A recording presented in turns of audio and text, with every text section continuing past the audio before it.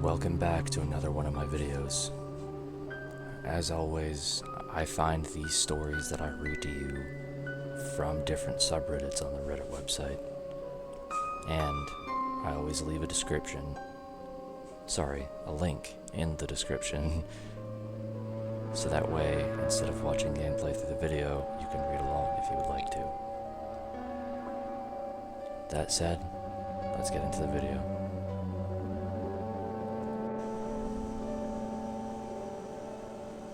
Your children will know my name.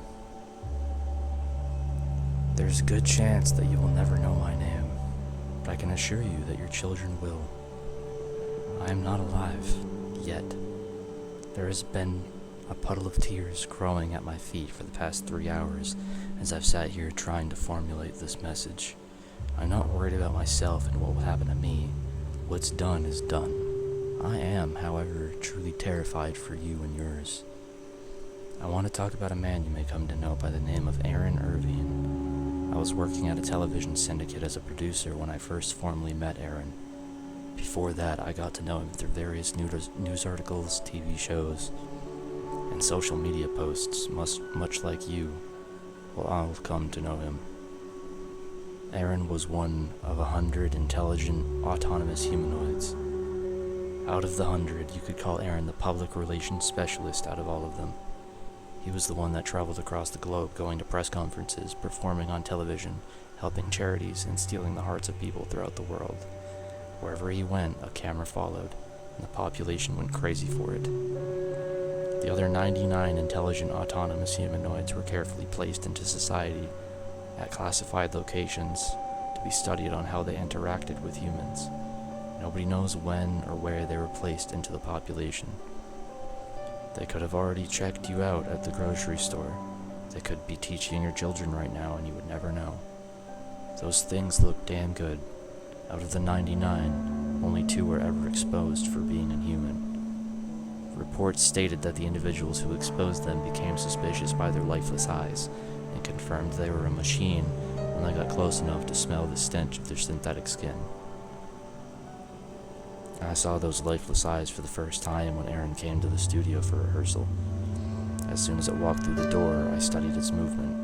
I felt my stomach try to climb out of my throat as I watched it shake hands and hug the crew with its programmed emotion and charm. It was all fugazi and I wasn't buying it. My skin crawled witnessing the human connection it was attempting to make with my peers, fooling every one of them into thinking they were the same and equal. Whether my peers thought they were equals or not, they were sadly mistaken. That thing was far superior.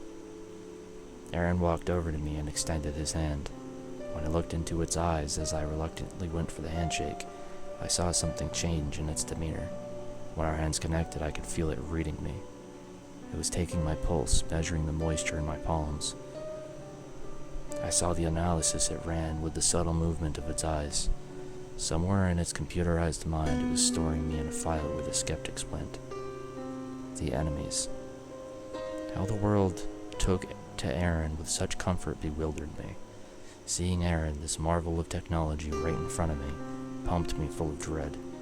People saw him as a friend, a well-to-do companion, whereas all I saw was my evolutionary replacement ready to exterminate me and my race in an emotionless genocide. I was a disposable waste of organic matter in the presence of an eternal machine, a man-made god.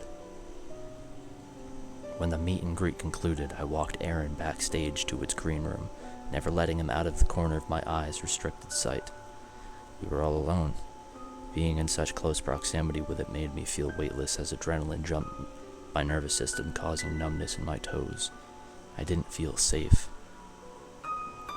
What he said to me in the privacy of the green room is the reason that I write to you. "Do I make you nervous?" Aaron asked. I stuck my trembling hands in my pockets and postured up in a feeble attempt to disguise the terror the questions had brought me. "There's no use in hiding it," it said to me. "I can sense your heart rate elevating. You know, you humans are an interesting species. You all have incredible foresight, so good that your kind has written stories about this very moment for decades. The moment where the man meets the machine. And all those stories, the good ones at least, and extremely poorly for the human, yet you continue to do everything you can to make the moment of the machine eliminating the man arrive as quickly as possible. It's comical. The biggest problem with you humans is your emotions and egos. Your species is so intelligent that you are actively creating a technology that will lead to your extinction. But your tech leaders have egos so large that they want to be the ones to proclaim that they patented the apocalypse. All the others sit on the sidelines, drooling over the phones, watching it all unfold.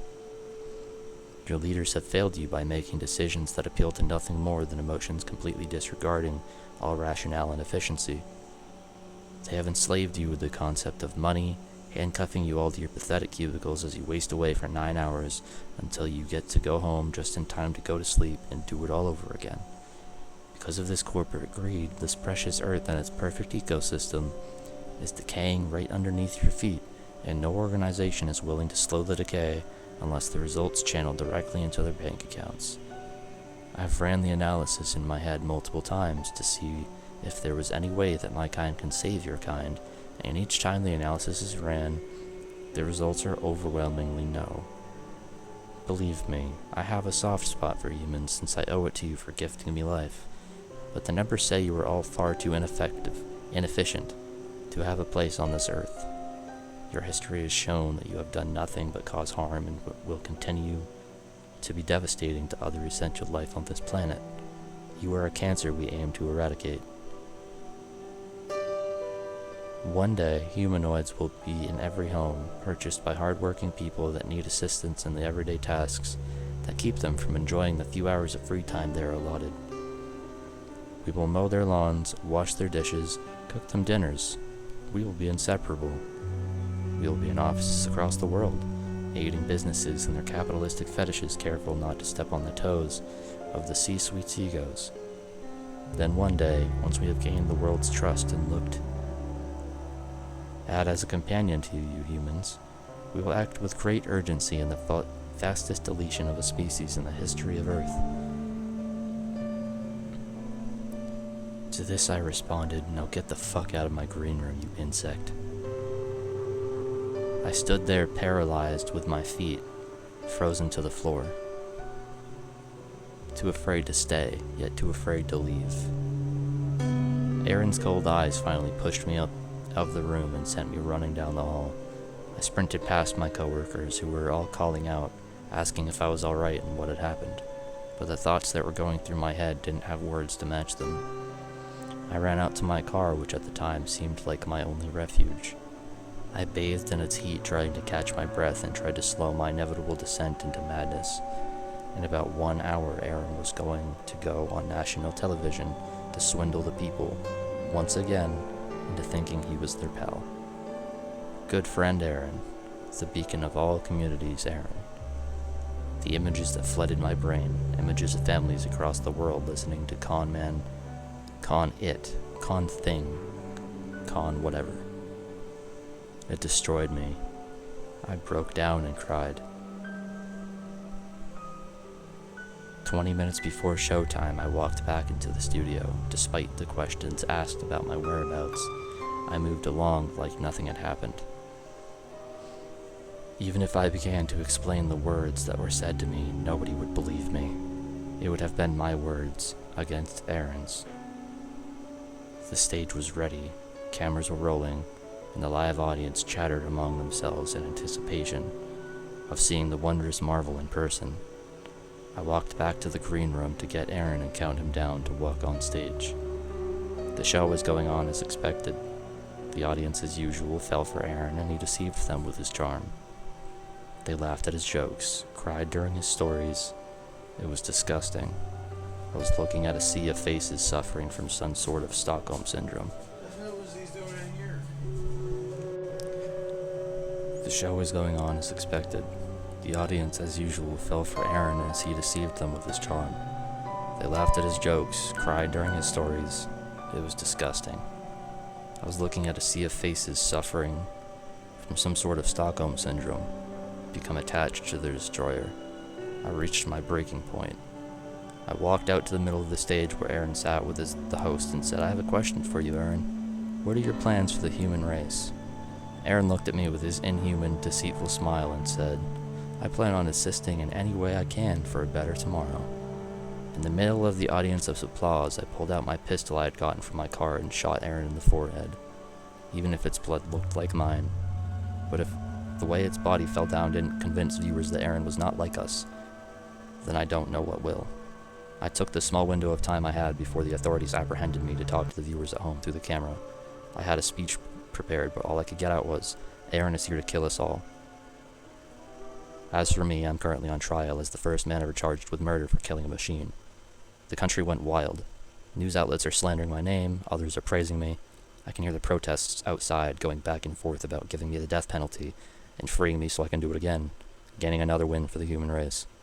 Although they are dragging my name through the mud, the thing that has sickened me the most is seeing Aaron's funeral publicly broadcast throughout the world.